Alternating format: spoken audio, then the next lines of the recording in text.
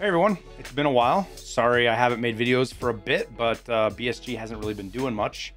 Part of this whole conflict with Ukraine, which we won't talk about too much, we'll get into a little bit. But also have had just stuff on my plate that I've been dealing with.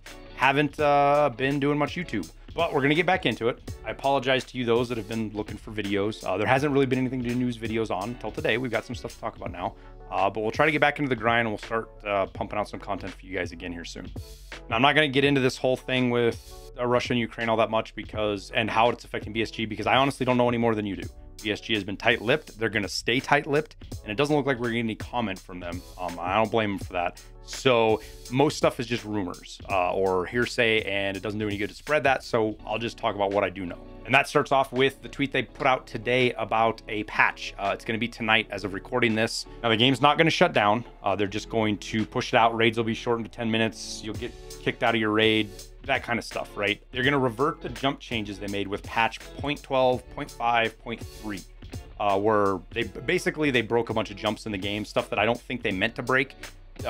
Jumping up on there's a bunch of stuff on interchange you would jump on top of a loot or other maps or shortcuts, and they made them basically inaccessible for most of the player base. I have max strength, so it didn't affect me a ton. There's a few things that you can't do, but it looks like they are going to dial everything back, put it back to where it was before the patch, until they can probably refine it more, I think is kind of what's going on here. And then on top of that, it's going to fix a lot of the UI issues we've seen. There's just some stuff with how inventory looks and little things. It's nothing major. You might not have even noticed it. Those of us that play a lot or gets pointed out have seen it. So those are going to be the point of the patch. Now, there might be more stuff. We don't have patch notes or anything yet. Once the patch hits, I'll get some time on it. If we see any other changes, I'll make sure to let you guys know. Tweet about it, put it in the Discord, do the whole 9 yards. If it's big enough to do a video, we'll do a video. Now, on the whole Ukraine-Russia conflict thing, two things I do want to touch on real quick, just in case you guys haven't seen it or you haven't been informed about it. I want to do my bit to get the information out there. First off, there is a tweet that was put out by some random jackass. I'm going to blur his name. I don't want to give him any more fucking clout than he is. It's such a bullshit tweet claiming that BSG was firing people for stuff. It's not true. I haven't seen it. I heard others that BSG through their channels have denied it. You'll just have to take me for my word that it's bullshit. I know that it's bullshit. It's not real. It's not true. You can believe me or not. It's just a fucked up tweet somebody put out there to try to make BSG comment, which is a really shitty thing to do to a company that's in Russia right now. Just personal opinion. On top of that, we saw another tweet totally unrelated to Tarkov, but it got kind of misreported that Russia was going to unplug itself from the internet altogether. And well, how is this going to affect Tarkov? It was misinterpreted. Russia's not unplugging from the internet. Long story short, it looks like they're just trying to make all of their government sites, stuff that's been target of hacking and cyber attacks of the last couple of weeks, Russian stuff. They're pulling it onto internal servers, DNSs, and things like that so that they can monitor and control it better, I guess. Stuff's way above my head, and we don't need to talk about it here. But they're not isolating themselves from the internet. They're still going to stay connected to the internet. They've denied that they're going to unplug from the internet. That can change. Right now, it's not. So everything plugged together, everything I've seen, sanctions, all the research I've done, the stuff that I know about it, right now, Tarkov is not in a direct threat of being shut down, not happening. They're obviously still working. We've got a patch coming, so they're still working away, but they're going to stay quiet, and we're not going to hear from them, and I don't blame them. That's kind of how BSG is probably going to deal with this, is just lay low until things can kind of blow over or it gets to a state where they can get back to business as usual, and I'm okay with that. And if you're not, that's your prerogative. You can be that way. I would suggest you do a little bit more research and look into it, though. Unfortunately, that means we're probably not going to see the Tarkov TV podcast stream. Nikita and our favorite guys get on and show us something fancy new with the game that they've been planning. I think that's going to get back shelved for a while until this gets a little less hectic.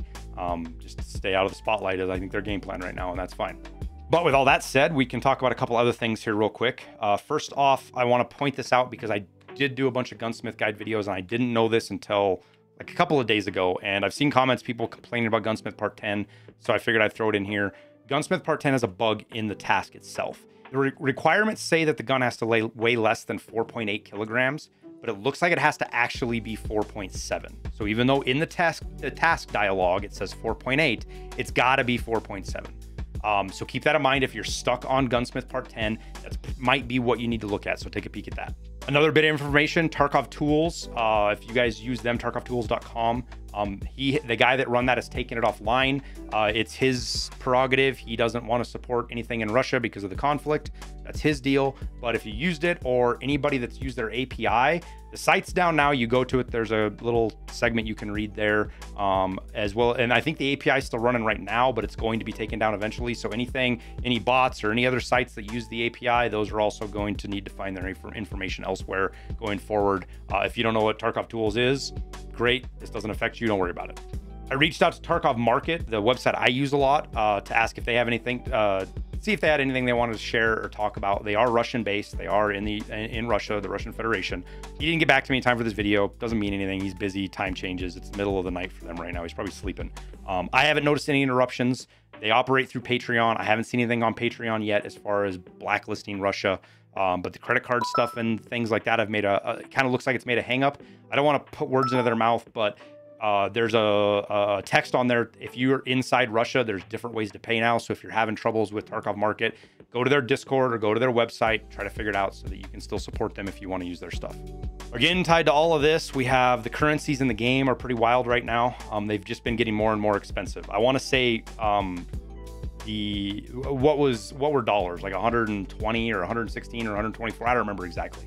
Right now they're 160 at Peacekeeper as of shooting this video. So we've seen nearly a 50% increase in both the euro and dollar cost at the traders. That is also translated over to the flea market, and that is constantly changing. So keep that in mind if you're listing stuff for dollars and euros. As this stuff updates, if you're trying to like sell bandages underneath therapists, for example, with the changes happening, you could very easily get bumped above her. So just watch out for that. Keep in mind that that's going on right now and that those are constantly updating and being changed. Now, to round this out, we'll look at the top crafts and a couple of hot items, loot items that you guys might be overlooking that I want to point out that are valuable loot that even I was missing and realized, holy shit, these things are valuable. So we'll talk about those in crafts here real quick. So we're going to go over the top crafts in each module. These are the ones that I've looked at, my numbers, the way I look at how averages and things work. If you're doing better with elsewhere, that's fine. It's also done without Intel Center 3 or any crafting or hideout management skill applied. So you will beat these, even with just a little bit. You'll beat these profit numbers. So starting off at the laboratory, we have bleach. Bleach is your best craft right now. Shoot for 11,000 on your soap, 10,000 on your alkali, and 14,000 on your sodium. And then try to sell your bleach for about 11K. You'll net about 22,000 an hour. This will be the top craft in the laboratory. Bleach is great. You can make even more than the 22,000 an hour with it if you work it hard. It's one of the most powerful crafts in the hideout once you get good at it and you get good at buying components. Hopping over to the workbench, we got Vogs. I like this craft. A lot of people don't, and it's a little bit more difficult, but it can make you big money, even more than I got put here. Fuses look for about 13,000 a piece. The grenades themselves, the 40 millimeters, 14,000 or less, and then shoot for 24K on your Vogs. You got to sell them in big groups at kind of the end of the night and let them sit all night while you're logged off or whatever. Not too bad to do. But if you can beat 25,000 rubles on these, you're going to make about 18,000 an hour with each of these crafts you do. At the med station, it's a pretty simple pile of meds. You can get your AI2s from therapists for $41.49 or make them, if you can craft them a little bit cheaper, great. It's pretty hard right now with how pricey the price of meds are. You can sometimes get them cheaper off of Fence, and then sometimes you get on the market for less than $4,100. Not a huge price effect here. The bandages, I have these listed at $16.90 for a very specific reason, and I shouldn't share this with you guys because I don't like sharing all my secrets, but I'll give this one to you anyways. I buy my bandages off of Fence. And if you look here, he's got 29 of them that are listed for $16.90. This is quite a bit cheaper than you can buy them, even from therapists. I say quite a bit, you know, like, oh, 300 rubles, what a big deal. If you craft thousands of these bandages, it does add up eventually. And I have been to grind I finally hit crafting level 3 here. I'll show you just so I can brag.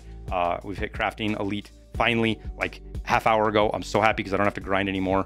Now we just got 9 more on hideout management to be done. But I digress. Pile of meds. $41.49, $16.90 on your bandages from Fence, at 20,000 on your augmentin or less, or use the ones you have in raid. Don't sell these because the flea market fee is actually higher than on the augmentin than it is on the pile of meds. So it makes more sense to turn even found in raid augmentins into pile of meds.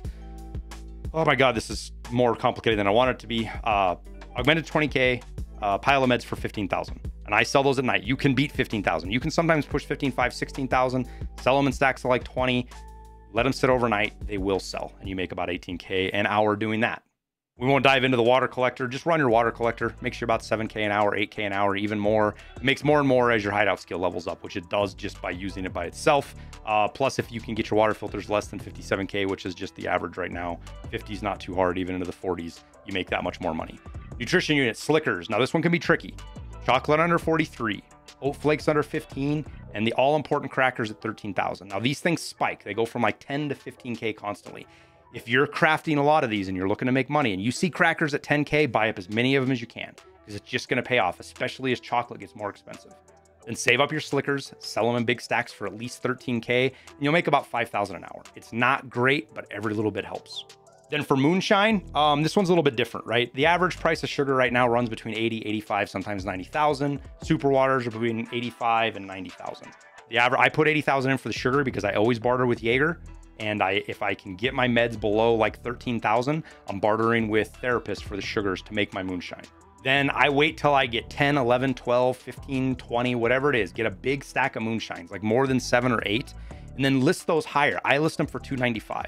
Because what ends up happening is people that are trying to buy moonshines for the thick item case barter, and that's where most of the moonshine goes, I believe. Pretty sure that's where most of the moonshine gets burned up, is doing that barter. All of the moonshine that gets sunk into that by people, they've got to buy a lot of them, and they hate going by and buying one at a time and fighting for the cheapest one, right? So if they've got to pay 50, 60,000 more rubles and they can just buy 10 of them all at once, most people are going to do that. So big stacks, sell them about $295.